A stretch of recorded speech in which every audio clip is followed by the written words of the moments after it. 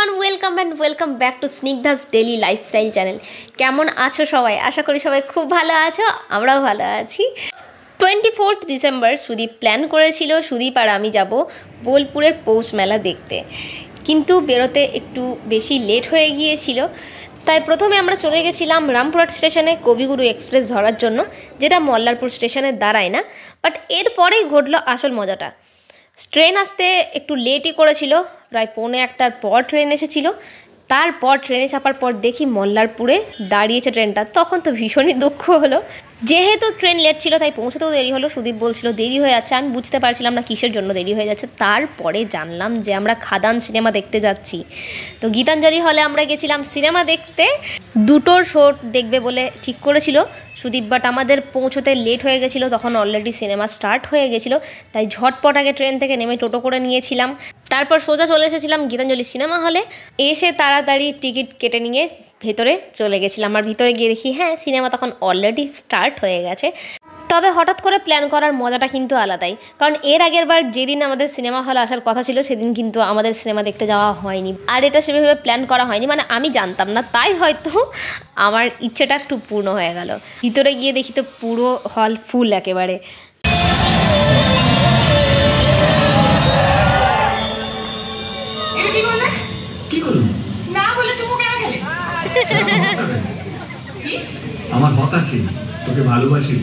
এরপর যখন half time হয় তখন আমরা একবার বেরিয়েছিলাম আর নিয়ে এসেছিলাম চিপস। বাই দ্য ওয়ে, যারা এখনও খাদান সিনেমাটা দেখোনি তাদেরকে বলবো এখনই গিয়ে দেখে এসো। আমার তো দারুণ লাগলো সিনেমাটা। বেশ কয়েক বছর পর আমি হলে মুভি দেখতে গেলাম আর এটা আমার সার্থক ছিল দেখা।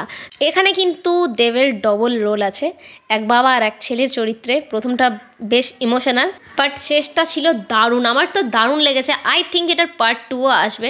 যারা এই সিনেমাটা দেখেছো তারাও রিভিউ দিও যে তোমাদের কেমন লেগেছে এই মুভিটা। আমার তো অবশ্যই ভালো লেগেছে। যাই হোক, বেশ ভালো একটা সময় কাটলো। এবার আমাদের মেলা যাওয়ার পালা। এই এত বছরে কিন্তু এই প্রথমবার আমি পৌষ মেলা দেখলাম। আসলে এর আগেও পৌষ মেলা গেছি, কিন্তু সেটা ভাঙা মেলাতে, অর্থাৎ মেলা শেষ হয়ে যাওয়ার পরই কিন্তু গিয়েছি। ইন্টেনশনালি নয়, ওদিকে ঘুরতে গিয়ে তখন একবার ঢুকেছি, এরকম আর কি।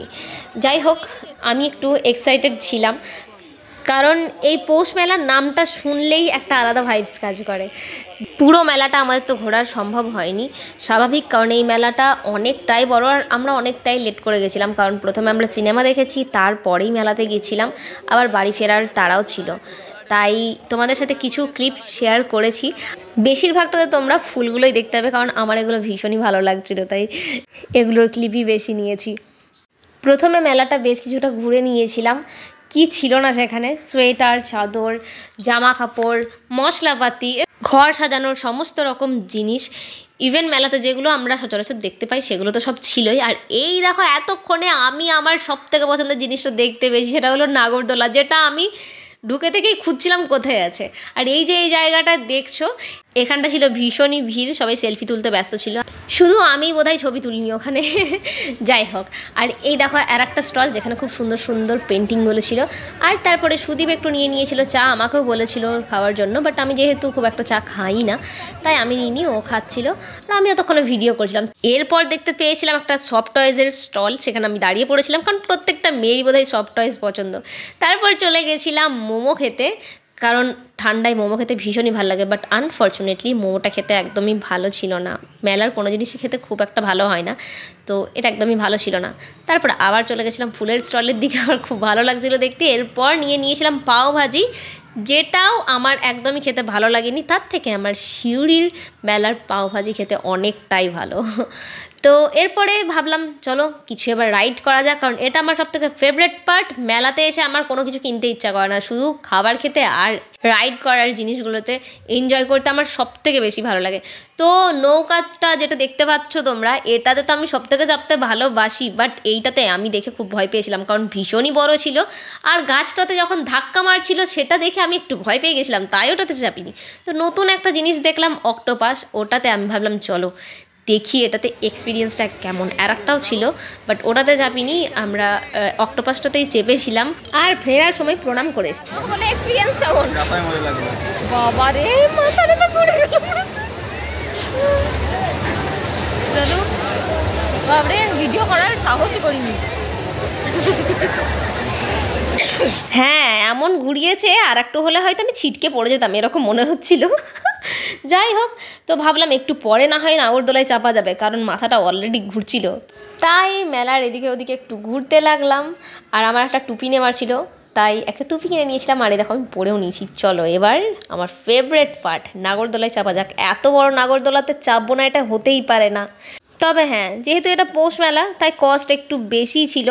জন প্রতি 100 টাকা করে লেগেছিল আমাদের, যেখানে অন্য মেলায় 40 থেকে 50 টাকা হয়ে যায়। তো যাই হোক, আমরা এখন দেখো চেপে পড়েছি। এবার তোমাদের টপ থেকে ভিউটা দেখিয়ে দিই। কত বড় মেলা, দেখো কত আলো, দেখতে পাচ্ছ স্টলগুলো।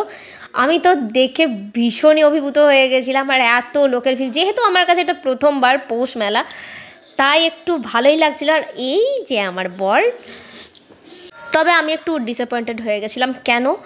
কারণ এত বড় নাগরদোলাতে চেপে আমার কিছুই মনে হয়নি, মনে হচ্ছিল যেন নাগরদোলাটা ঘুরছেই না, তাই একটু মনটা খারাপ হয়ে গেছিলো। যাই হোক, তারপর ওখান থেকে বেরিয়ে এবার বাড়ি যাওয়ার পালা। তাই মায়ের জন্য নিয়েছিলাম জিলাপি। মেলাতে আর আমরা কিছু খাইনি, কারণ ওই পাওভাজি আর মোমোটা খাওয়ার পর আমাদের মনটা গিয়েছিল ভেঙে। এরপর আমরা চলে গেছিলাম তালপাতা দিয়ে তৈরি বিভিন্ন রকম ফুলের স্টলে। সেখানে কেনা কমপ্লিট হয়ে গেলে এরপর আমরা স্টেশনের উদ্দেশ্যে রওনা দিয়েছিলাম। আর তার আগে আমরা চলে গেছিলাম সীতারাম বিরিয়ানির দোকানে। সেখানে নিয়েছিলাম বিরিয়ানি। 1 প্লেট করে নিইনি, 1/2 প্লেট করে নিয়েছিলাম, কারণ আমরা এত খেতে পারতাম না। যাই হোক, খাওয়া কমপ্লিট হয়ে যাওয়ার পর আমরা চলে গেছিলাম বোলপুর শান্তিনিকেতন স্টেশনে। আমাদের ট্রেন ছিল 9টা 20 পর। আর এই যে আমি, আর এই যে সেই ফুলের তোড়াটা কেমন দেখাচ্ছে বলো তো। বাড়ি ফিরে গেছি বেশ কিছুক্ষণ আগে, এসে ম্যাক্সের সাথে একটু খেলছিলাম দুজনেই। আজ তো ডিনার করার কিছু নেই, বাইরে খাবার খেয়ে এসেছি।